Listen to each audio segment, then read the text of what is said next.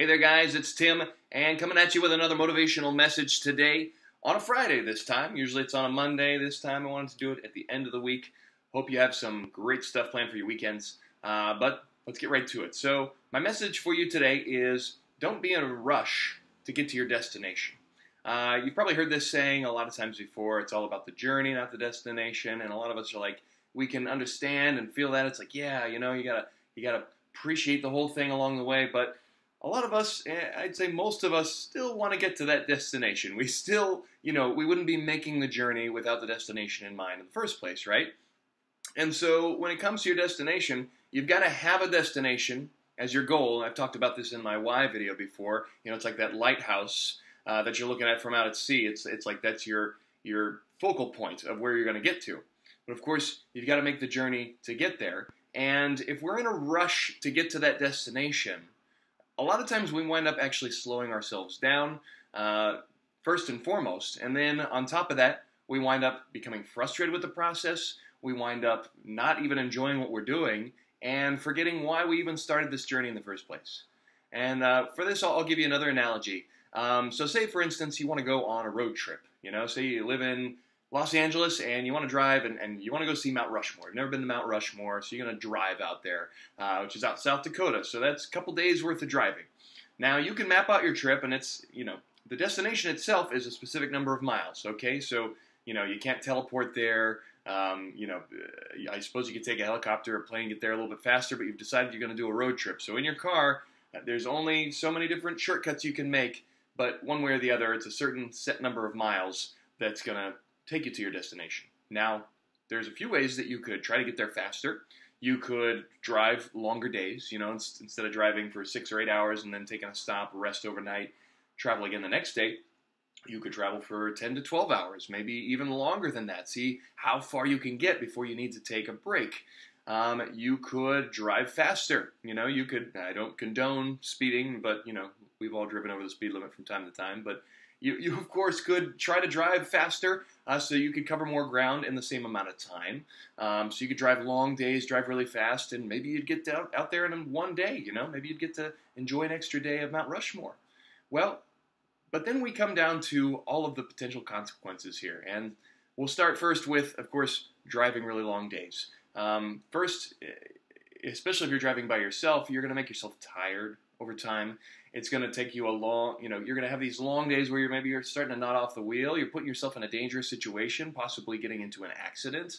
And then on top of that, maybe you drive long enough to where it's like, I just can't go anymore and I got to rest. But if you hadn't planned that out, then perhaps you don't have a rest spot. There's no hotels in sight when you get to a point where you're ready to rest. And so now you've got to drive even further to find some place or risk sleeping on the side of the road, which is always a risk. So there's a couple of things that could potentially slow you down there. Plus, by the time you get to your destination, you're going to be super tired and you're probably not going to enjoy the destination that you got to.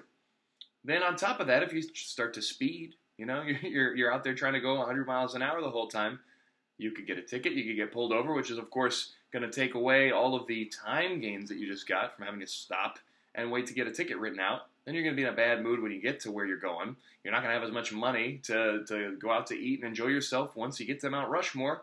And so this entire thing adds up to pointing out that the destination is important, but if you don't take care of the journey, you're never going to get to the destination, or once you get there, you're not going to be very satisfied in what you've done.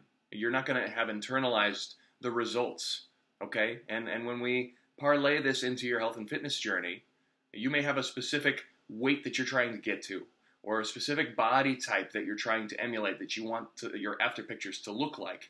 And, every day that you're not there, you get down on yourself. You get hard on yourself. You get upset that you're not further along. Maybe you've been going at this journey for several weeks and it doesn't seem like you've made a lot of progress.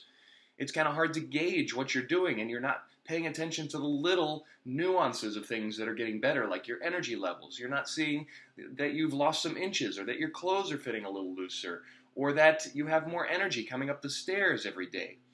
These are the little pieces of the journey that I'm talking about that you need to pay attention to and that you need to take care of and recognize as you go.